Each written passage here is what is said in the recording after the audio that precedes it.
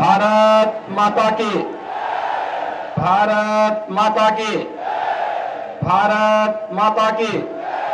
वंदे वंदे वंदे।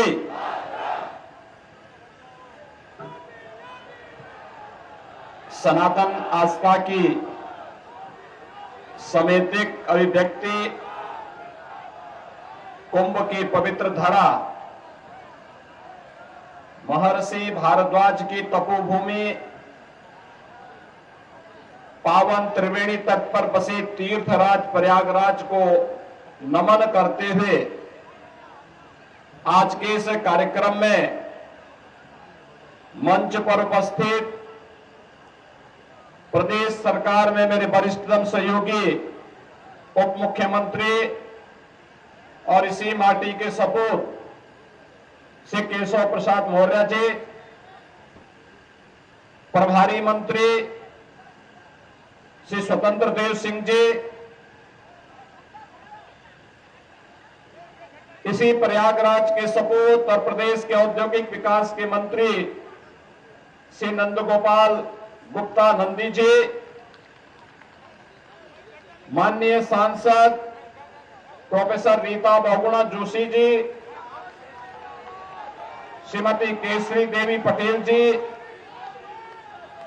श्री विनोद सोनकर जी, इस क्षेत्र के लोकप्रिय विधायक और प्रदेश सरकार के पूर्व मंत्री श्री सिद्धार्थनाथ सिंह जी, माननीय विधायकगण श्री हर्षवर्धन वाजपेयी जी, प्रवीण पटेल जी, गुरु प्रसाद मौर्य जी, पीयूष रंजन निषाद जी, केपी श्रीवास्तव जी, सुरेंद्र चौधरी जी, श्रीमती निर्मला पासवान जी, प्रदेश सरकार के पूर्व मंत्री श्री नरेंद्र कुमार सिंह गौर जी, भारतीय जनता पार्टी के जिलाध्यक्ष यमुना पार श्री विभवनाथ भारती जी, निवर्तमान महापौर श्रीमती अभिलाषा गुप्ता नंदी जी, जिला पंचायत अध्यक्ष डॉक्टर वीके सिंह जी, यहां के चुनाव के सहप्रभारी श्री महेश चंद्र श्रीवास्तव जी, ओंकार केसरी जी, राकेश शुक्ला जी, वरुण केसरवानी जी और महापौर पद के सुयोग्य प्रत्याशी श्री उमेश चंद गणेश केसरवानी जी, पार्षद पद के हमारे सभी प्रत्याशीगण और उपस्थित प्रयागराज के मेरे सभी उपस्थित भाइयों बहनों, प्रयागराज की इस पावन धरा को जिसे भगवान प्रयागराज ने, मां गंगा ने, मां यमुना और मां सरस्वती का आशीर्वाद प्राप्त होता रहा है, जहां से 100 वर्ष जीवन की नश्वरता और सत्य की शाश्वतता का संदेश सदैव देता रहा है। इस पावन धरा को कोटि कोटि नमन करते हुए आप सभी का हृदय से मैं अभिवादन करता हूं। भाइयों बहनों, अमर शहीद पंडित चंद्रशेखर आजाद की बलिदानी भूमि भी है और महामना पंडित मदन मोहन मालवीय जी की भी कर्म साधना की स्थली रही है। प्रयागराज अपनी आध्यात्मिक साधना की दृष्टि से भी और इस भौतिक जगत में न्याय पाने के लिए भी पूरे प्रदेश की 25 करोड़ जनता इसी प्रयागराज की धरती पर आकर के न्याय पाती है। ऐसी प्रयागराज की धरती को नमन करता हूं। भाइयों बहनों, रामचरितमानस में संत तुलसीदास जी ने एक बात कही थी, कर्म प्रधान विश्व रसि राखा, जो जस करहि सो तस फल चाखा। और मुझे लगता है कि ये पंक्तियां आज भी उसी प्रकार की प्रासंगिक हैं जैसे मध्यकाल में थी। जीवन की शाश्वतता का संदेश देने वाले ये पंक्तियां हमारे कर्म प्रधान व्यवस्था को कहीं न कहीं मार्गदर्शन करती हुई दिखाई देती है। जिस प्रयागराज में दुनिया अपनी आध्यात्मिक पिपासा के लिए आती है, जिस प्रयागराज की धरती ने हजारों वर्षों से मानवता के कल्याण का मार्ग प्रशस्त किया हो, कुंभ हो या माघ मेला, करोड़ों करोड़ों श्रद्धालु प्रयागराज में आकर के संगम में डुबकी लगा करके अपने जन्म और जीवन को धन्य करता है। जहां पर अन्याय अत्याचार से पीड़ित मानवता आकर के न्यायालय की शरण में आकर के न्याय प्राप्त करने के विलासा से आता है, कुछ लोगों ने उस प्रयागराज की धरती को अन्याय और अत्याचार का शिकार बना दिया था, पापाचार का शिकार बना दिया था। लेकिन यह प्रकृति न किसी पर अत्याचार करती है और न किसी के अत्याचार को स्वीकार ही करती है, सबका हिसाब बराबर करके रख देती है। और भाइयों बहनों, आज मैं इसीलिए प्रयागराज की धरती पे आया हूं आप सबसे अपील करने के लिए। यह हमारा सौभाग्य है 2019 में प्रयागराज कुंभ को डबल इंजन की सरकार को एक यूनिक इवेंट के रूप में प्रस्तुत करने का अवसर प्राप्त हुआ था, भव्य और दिव्य कुंभ के रूप में प्रस्तुत करने का अवसर प्राप्त हुआ था। प्रयागराज का कुंभ यादगार कुंभ बन गया। उस समय नगर निगम का नेतृत्व श्रीमती अभिलाषा गुप्ता नंदी जी के नेतृत्व में यहां पर नगर निगम बोर्ड काम कर रहा था और बोर्ड ने अपने स्तर पर अच्छा प्रयास किया। और जब 2025 का कुंभ आएगा, 2025 के हमारा एक सामान्य कार्यकर्ता से लेकर के भाजपा के अध्यक्ष और अब महापौर की प्रत्याशी उस समय महापौर हो और उनके नेतृत्व में प्रयागराज महापौर की नेतृत्व में प्रयागराज कुंभ फिर दुनिया की भव्य और दिव्य कुंभ की साक्षी बन सके, इसके लिए आप सबसे अपील करने के लिए आज मैं प्रयागराज की धरती पे आया। भाइयों, प्रयागराज कभी निराश नहीं होने देता। ये प्रयागराज की धरती है, ये कभी सात्विक प्रवृत्ति को निराश नहीं करती है। मैं जानता हूं कि आपका आशीर्वाद यहां पर श्री गणेश के सरवानी को प्राप्त होगा, कोई संदेह नहीं।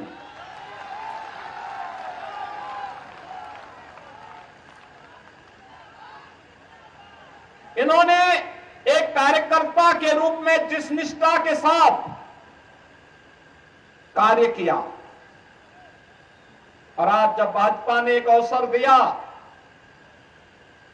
कि महापौर पद पर कोई भाजपा का एक सामान्य कार्यकर्ता चुनाव जीतने की सामर्थ्य रखता है, रखे और उसे हम प्रत्याशी बनाकर के उतार रहे हैं। भाइयों बहनों, जब प्रत्याशी बनकर के आपके बीच में आए हैं, मैं देख रहा हूं प्रयागराज का एक एक कार्यकर्ता सहयोग करते हुए उन्हें महापौर प्रत्याशी के रूप में अपना प्रत्याशी मान करके चुनाव लड़ाने के लिए पथ पर दिखाई दे रहा है। और यह होना भी चाहिए। जिस कार्यकर्ता ने अपना जीवन समर्पित कर दिया हो विचारधारा के लिए, संगठन के लिए, अगर उसके लिए सभी लोग मिलकर के कार्य करके अगर उन कार्यक्रमों को आगे बढ़ाने का कार्य करते हैं तो भाइयों बहनों, ये नए कार्यकर्ताओं के सृजन की एक शुरुआत होती है। नए कार्यकर्ताओं को भी अवसर प्राप्त हो सकता है और भारतीय जनता पार्टी इन्हीं नए कार्यकर्ताओं को जोड़ने की पार्टी है। यही भारत का लोकतंत्र है, यही भाजपा का लोकतंत्र भी है। आज भारत दुनिया के अंदर कह सकता है कि हम न केवल दुनिया के सबसे बड़े लोकतंत्र हैं, बल्कि लोकतंत्र की जननी भी है। लोकतंत्र को हमने पैदा किया है, ये भारत गर्व से कह सकता है। और वह तब जब प्रधानमंत्री मोदी जी के नेतृत्व में वर्तमान में वैश्विक मंच पर भारत की प्रतिष्ठा बढ़ी है। भारत आज आजादी के अमृत काल के प्रथम वर्ष में G20 के समूह की अध्यक्षता कर रहा है प्रधानमंत्री मोदी जी के नेतृत्व में। तब भारत इस बात को कह सकता है कि हमने दुनिया को सब कुछ दिया है, हमने लोकतंत्र दुनिया को दिया है, एक समान अधिकार, राजा हो या रंक हो, सभी लोकतंत्र में एक समान वोट का अधिकार प्राप्त करते हैं और अपने इस वोट की ताकत का एहसास दुनिया को कराते हैं। और भारत ने समय समय पर कराया है। और भाइयों बहनों, एक और वैश्विक मंच पर बढ़ती हुई भारत की ताकत, भारत का सम्मान, भारत के बारे में दुनिया का नजरिया बदल चुका है। और भारत में प्रधानमंत्री मोदी जी के नेतृत्व में बदलते हुए भारत को आपने देखा है। आज कैसे भारत न केवल दुनिया के अंदर अपना सम्मान बनाया है, बल्कि अपने नागरिकों के हितों का संरक्षण करने, अपनी स्वयं की सुरक्षा करने, कैसे एक एक करके प्रत्येक नागरिक के जीवन में परिवर्तन करने का कार्य किया। मुझे आश्चर्य होता है जब भाजपा की बात होती है और भाजपा को जब लोग ये बोलते हैं कि फलानी जाति का वोट मिलेगा कि नहीं मिलेगा, संदेह की नजर से बोलते हैं, तो मुझे लगता है कि इन्होंने भाजपा को लगता है समझा नहीं है। भारतीय जनता पार्टी का मतलब सबका साथ और सबका विकास, और सबका साथ और सबका विकास है तो फिर सबका विश्वास भी है और परिणाम लाने के लिए सबका प्रयास भी है। ये सभी लोग मिलकर के जब कार्य कर रहे हैं, आप बताइए ना, 4 करोड़ गरीबों को देश के अंदर एक एक आवास मिल जाता है, 8 करोड़ गरीबों को उज्ज्वला योजना का कनेक्शन मिल जाता है, 12 करोड़ गरीबों को एक एक टॉयलेट मिल जाता है, 15 करोड़ गरीबों को स्किल इंडिया और स्टैंड अप और स्टार्टअप इंडिया के माध्यम से जोड़ा जाता है, 35 करोड़ गरीबों के लिए जनधन अकाउंट खोले जाते हैं, 50 करोड़ गरीबों को 5 लाख रुपए की सालाना स्वास्थ्य बीमा का कवर दिया जाता है, 80 करोड़ लोगों को कोरोना कालखंड में फ्री में राशन की सुविधा का लाभ दिया जाता है और 220 करोड़ वैक्सीन की डोजेज भारत के नागरिकों को फ्री में देने का काम कोई करता है, भारत के यशस्वी प्रधानमंत्री नरेंद्र मोदी जी करते हैं। और भाइयों बहनों, यही कहने के लिए आज मैं आपके पास आया हूं, हमने तो सबका साथ और सबके विकास के भाव के साथ काम किया। हमने कब जाति के नाम पर किसी को, मत और मजहब के आधार पर किसी के साथ भेदभाव किया, लेकिन हमने तो तुष्टीकरण को कभी प्रोत्साहित नहीं किया। जो तुष्टीकरण को प्रोत्साहित करते थे वही भेदभाव भी करते थे, वही बंटवारा भी करते थे, वही विभाजन भी करते थे। हमने तुष्टीकरण नहीं सशक्तिकरण पर ध्यान दिया है। सशक्तिकरण, हर व्यक्ति का सशक्तिकरण, हर नागरिक का सशक्तिकरण, सबका सम्मान और सबका साथ, सबके विकास के भाव के साथ इस कार्यक्रम को आगे बढ़ाने का कार्य किया। आज उत्तर प्रदेश ये परिवारवादी और जातिवादी मानसिकता के दलों से उभर करके एक राष्ट्रवाद की सोच के साथ आगे बढ़ करके आज प्रधानमंत्री मोदी जी के मार्गदर्शन में विकास की नित नई ऊंचाइयों को प्राप्त करता हुआ दिखाई दे रहा है। प्रयागराज कुंभ उसका एक उदाहरण था। और भाइयों बहनों, आज मैं आप सबसे यही कहने के लिए आया हूं, आप सबसे ये अपील करने के लिए भी आया हूं। आपने 2017 के पहले के उत्तर प्रदेश को भी देखा है, ये वही उत्तर प्रदेश था जिस उत्तर प्रदेश में पर्व और त्योहार, भय और आतंक के साए में व्यक्ति कांपता था। पर्व और त्योहार आते थे, लोगों को लगता था पता नहीं अब क्या हो जाएगा, लेकिन आज आप देख रहे होंगे पर्व और त्योहार आते हैं, लोगों के घरों में खुशहाली आती है। पर्व और त्योहार के सही मायने आज पता लगते हैं। आज प्रदेश में कर्फ्यू नहीं, दंगा नहीं, आज तो उत्तर प्रदेश में सब और चंगा ही चंगा है। और भाइयों बहनों, इसलिए है क्योंकि सरकार की कार्रवाई जीरो टॉलरेंस की है।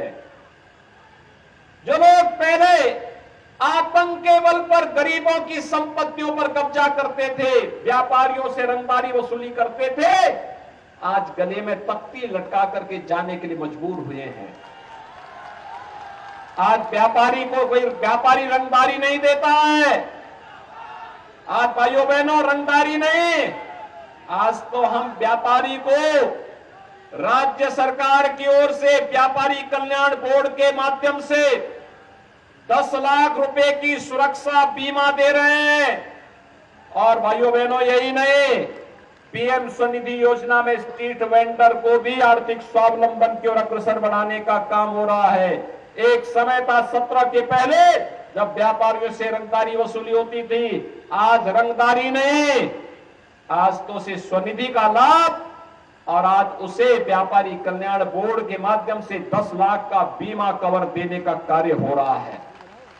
भाइयों बहनों, 2017 के पहले हमारे शहर गंदगी के ढेर होते थे, आज तो प्रयागराज अभिलाषा जी के नेतृत्व में इस बोर्ड ने प्रयागराज को स्मार्ट सिटी बना दिया। स्मार्ट सिटी आज नगरों में किसी भी प्रकार का सौदों का आतंक नहीं। आज तो हमारे नगर सेफ सिटी हो रहे हैं, बेटियां स्कूल जा सकती हैं, व्यापारी व्यापार कर सकता है। आज युवाओं के हाथों में तमंचे नहीं, क्योंकि सबको मालूम है कि तमंचे की कीमत क्या होती है और तमंचे की दुष्परिणाम भी क्या होते हैं।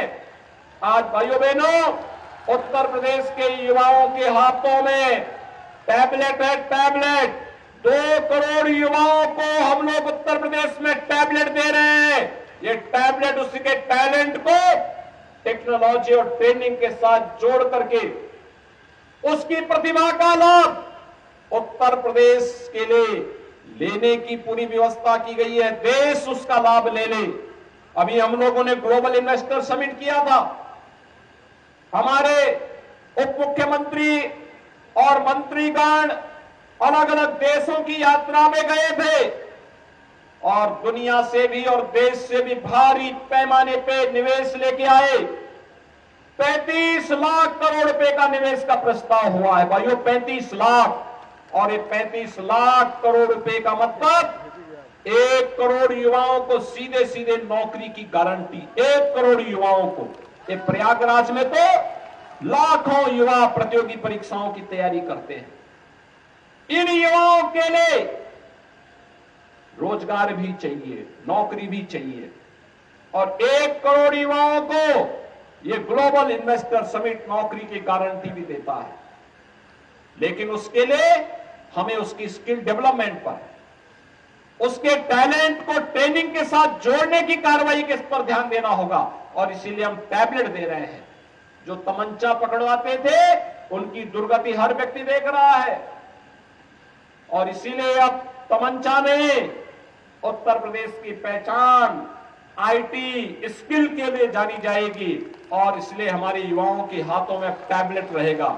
और इसलिए भाइयों बहनों, हमें प्रयागराज को अभी से सजाने संवारने की कार्रवाई के साथ जुड़ना होगा। 2025 का कुंभ ऐतिहासिक हो, दिव्य हो, भव्य हो, दुनिया की स्वच्छ, सुंदरता, सुरक्षित आयोजनों का एक मॉडल फिर से बने। इसके लिए अभी से लगना होगा और इसके लिए अच्छा बोर्ड भी चाहिए। आप गणेश जी को जिताएंगे, कोई समस्या नहीं, हर ओर से आवाज आ रही है, जनता जनार्दन आशीर्वाद दे रही है, लेकिन इनके हाथ पैर तो नगर निगम बोर्ड में पार्षद होंगे, पार्षद। इसलिए 100 पार्षदों में से भी इनका मेजॉरिटी का बोर्ड बने, इसके लिए भी कमल का फूल हर वार्ड में खिलता हुआ दिखाई देना चाहिए। आप तैयार हैं? सभी लोग तैयार हैं? यहां पर केशव जी कैंप कर रहे हैं, यहां पर नंदी जी कैंप कर रहे हैं, यहां पर स्वतंत्र देव सिंह जी कैंप कर रहे हैं, यहां पे सिद्धार्थनाथ सिंह जी कैंप कर रहे हैं। हमारे 3-3 सांसद आपने यहां से दिए हैं। हमारे सभी विधायकगण और एमएलसी गण यहां पर कैंप कर रहे हैं। वरिष्ठ जन है, संगठन के पदाधिकारी हैं, इन सब का आशीर्वाद एक साथ प्राप्त हो जाएगा। इस दृष्टि से आप सबका आशीर्वाद भी चाहिए। सहमत हैं सभी लोग?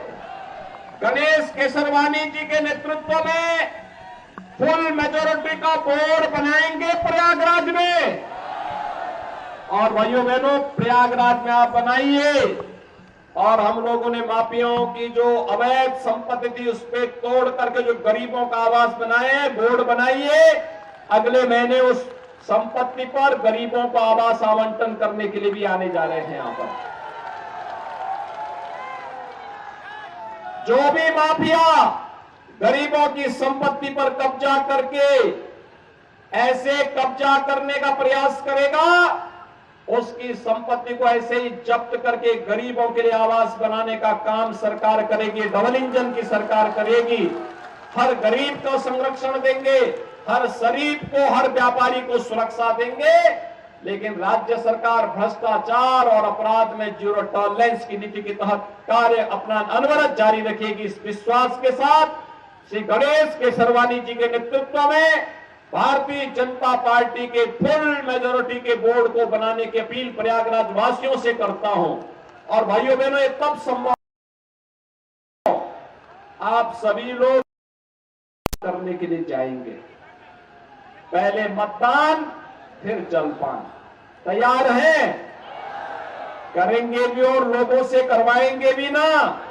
मतदान करवाने के लिए तैयार रहने के लिए आपसे अपील करते हुए वाणी को यहीं पर विराम देता हूं। आप सब एक बार गणेश जी के और पार्षदों के समर्थन में यहां पर मेरे साथ बोलेंगे, भारत माता की, भारत माता की, भारत माता की। अब मैं धन्यवाद के लिए आमंत्रित करता हूं प्रवीण कुमार पटेल जी।